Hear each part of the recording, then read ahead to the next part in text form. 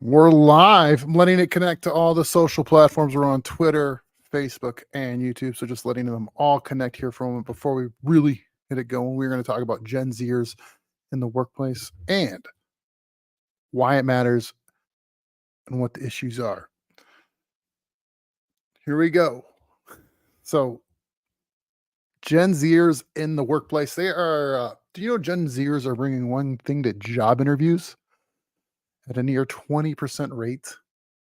I'll let you know what that is in a moment. Keep thinking what that thing is that Gen Zers are bringing to job interviews about 20% of the time. There is an Indeed article. 3 out of 4 managers said they find Gen Zers as employees that are hard to work with. They're disengaged. They're exhausted.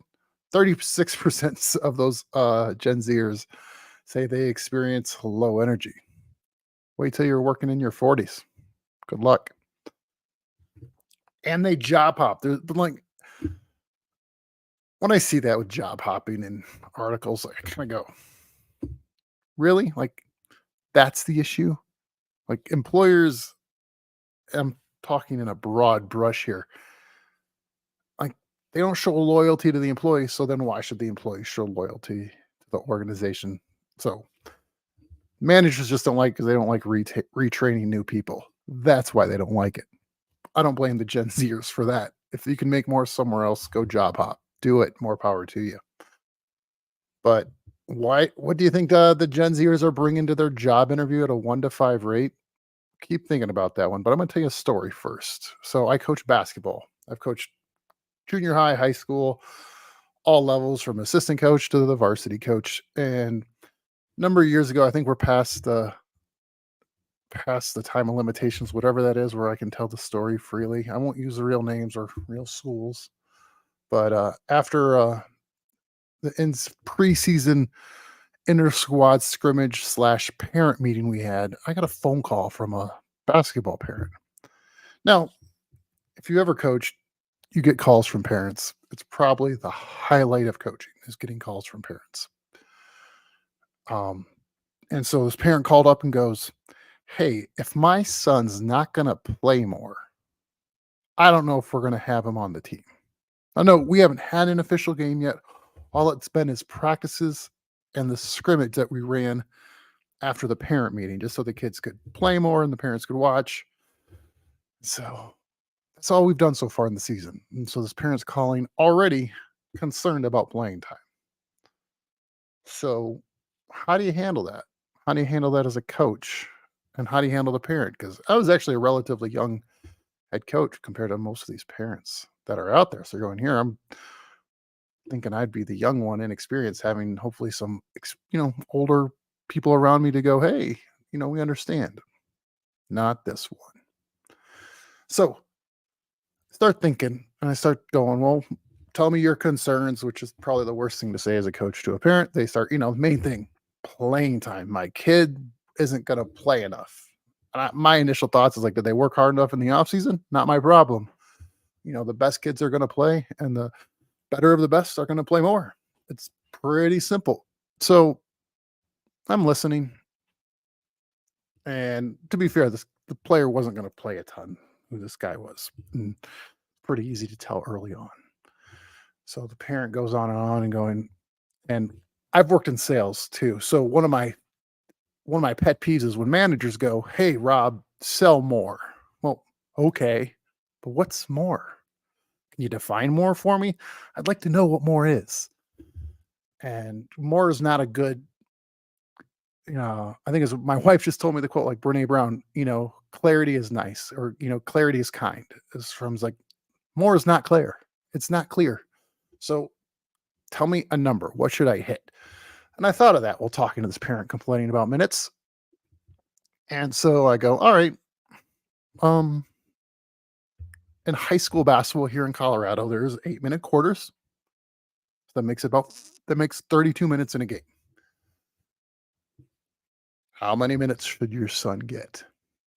And you could hear the pause on the phone and go, well, I don't know. I go, you were just saying your child should play more. What's more? you need for us to be on the same page, you have to give me a number. What's the correct number? Because I may think 4 to 6 minutes is more, and that's great for that player. You may be thinking 12, 18, maybe 30 minutes a game. What's more?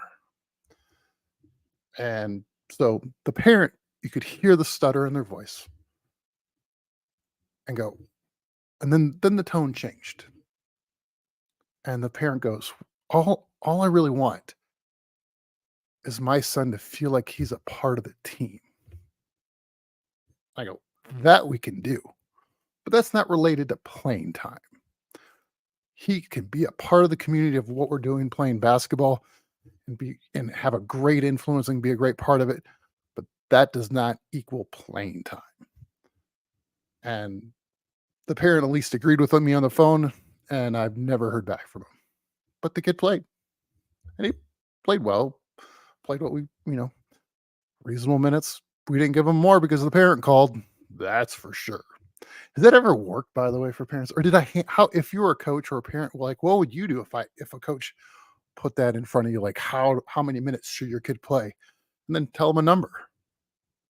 Like, are you that brazen to go tell the coach how many minutes your kid should be playing? But that's really what you're asking when you call and complain to coaches about how many minutes your kid should be playing. Now, in connecting this to Gen Zers in the workplace, I'll ask the question again. What do you think Gen Zers are bringing to the job interview at a 1 to 5 rate? Now, in fairness to this kid, if you do the backwards math of when I coached them, is probably entering the workforce if they went to college. They're probably a year or two into their workforce career. So, this hits them right where they probably are. They're in that Gen Z category. What are Gen Zers bringing to the job interview? Their parents. And not like, hey, mom, dad, can you drop me off at the job interview? Pick me up in an hour. Or, hey, sit in the lobby. Just I'll go in, but it'd be nice to have you there. They are sitting in the room with the managers in the job interview. If you're a manager and you're hiring a 22-year-old, 24-year-old, 18-year-old, and their parent showed up with them to sit in on the job interview, are you going to, clearly some of them are getting hired is my guess, but would you be excited to hire that person? I have family that works in HR. This thought, first off, they laughed hysterically if they thought that would happen. And the next thing is because they've actually gotten calls from parents for like, hey, my kid's looking for an internship. Is the business you're at, would that be a fit? And they're like, well, maybe, but why aren't they calling? Why is the parent calling? So are the Gen Zers have kind of maybe, the parents too helicopterish. So a survey of 800 employers by the Intelligent Group indicated 1 in 5 Gen Z job seekers took their parents to the job interview. How crazy is that? And we're not talking about Gen Zers, just, teens applying for jobs, but college grads, going into professional interviews, like a 16-year-old, 15-year-old, whatever state you're in where the workforce can do that. Oh, you know what? First job interview, having a parent in the corner, maybe, but I can't imagine if I asked my dad to come to an interview with me when I was like 22, or my mom, and be like, hey, can you sit in there with me? I'd be like, no. It's like, I have anxiety. They'd be like, bring a dog. And like, that's what I actually thought what it was. 1 in 5. I thought it was going to be service dogs or a service animal.